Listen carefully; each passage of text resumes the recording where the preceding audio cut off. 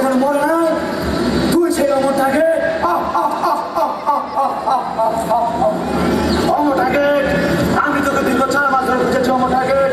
আজ আমার হাত থেকে তোকে কেউ বাঁচাতে পারবে না অমর টার্গেট। এবার আমার খেলা নদী দেখাতে হবে।